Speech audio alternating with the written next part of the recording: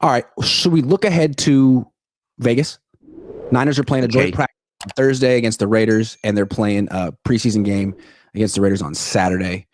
We could talk about what the Niners need to accomplish and what we would like to see. Okay, you're better at this than I am. Let's go with the practice. What do you want? What are you going to be looking for in the joint practice? I mean, we just saw a joint practice, so that's a point of comparison. The Niners, it didn't look very good when they faced the Broncos. The Broncos were a playoff team last year. The Broncos have the number one defense. I was focused on the Niners offense versus their defense. And the Broncos got the best of that. And then we saw it play out again in the preseason game. That's okay. That's fair. I think the Broncos are ahead of the Niners right now. The Niners should be well ahead of the Raiders. They should look really good in the joint practice, and they should look really good in the game. It doesn't matter what the final score is, but the Niners offense looked bad in the joint practice. It looked bad in the preseason game against the Raiders. It should look against the Broncos. It should look really good against the Raiders. Their defense stinks. That's one thing. Yeah. So Iggy, in the joint practice, is there tackling? No. There's no tackling. There's no tackling. It's a regular practice except one team against the other.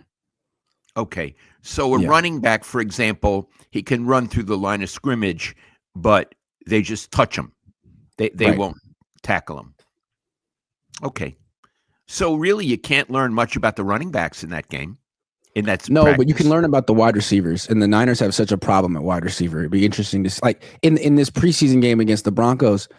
Jordan Watkins made the one nice catch where he just ran straight and jumped and outran the cornerback. But anytime someone had to run a route or get open against man-to-man coverage, the Niners really struggled against that.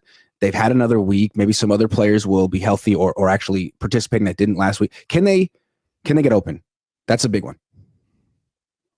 Okay. Or do they need to bring back Jennings immediately? Do they have to go get Amari Cooper? They have $45 million in cap space. Jennings is hanging around. How desperate is the situation at wide receiver?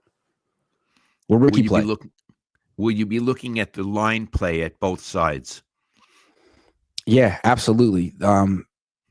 Two rookies really impressed in this last preseason game. Left guard Connor Colby, rookie, and right guard Drew Moss, undrafted rookie. If they continue to play well, those guys are going to make the team. The left guard, the current starting left guard, Ben Barch, got hurt today in training camp, left. So, and he's injury prone to begin with. So if this Connor Colby guy is actually pretty good, he could be the next Jawan Jennings, Brock Purdy, 7th round pick who starts. Interesting. He's important. All right. He's important. Yeah. What would you be looking for in the game? Well, I mean, big picture, do you look better than the Raiders, but also offense against your defense? In the last game, the Niners defense looked really prepared. They did a good job against the Denver Broncos offense, did a good job against Bo Nix, and that was with most of their backups on the field. So can the Niners offense sort of catch up to that? The Niners offense looked a little chaotic, but it was a bunch of backups against a very good starting defense. I'd like to see the Niners offense take a step forward. That would be one. Would you like to see Mac Jones play more? I would like to see Mac Jones play. Yeah, let's talk about that because they took him out after 3 series and replaced him with Carter Bradley, who was terrible, and Tanner Mordecai, who was worse. And then they cut Mordecai. I think we've seen enough. If you're playing Carter Bradley, it seems like you're just scared of people getting hurt at that point. You're not developing Carter Bradley. He's not going to make your team. You're just filling time. Okay. So how long do you think Mac Jones should play? It would be nice to see Mac Jones play at least the first half. It'd be nice to have him the first half and maybe the first drive of the second half. How about start there? Let me argue against it. Although I happen to agree with you, but let me argue against it. We can't do it because he's very valuable and he might get hurt. Yeah, if Mac Jones gets hurt, the Niners are in a lot of trouble. So we can only play him 2 or 3 series. Yeah. If they had a third quarterback that they liked, then they could play him. But they drafted a quarterback with a torn ACL already, so. Okay. So you're saying they put themselves in this position? Yes. Yeah. Okay. I would like to see Mac Jones play some more. What bothered me, he threw a pick, and then they took him out immediately. They didn't give him a chance to overcome that. Right. Also, go ahead. His memory of the game is negative. True.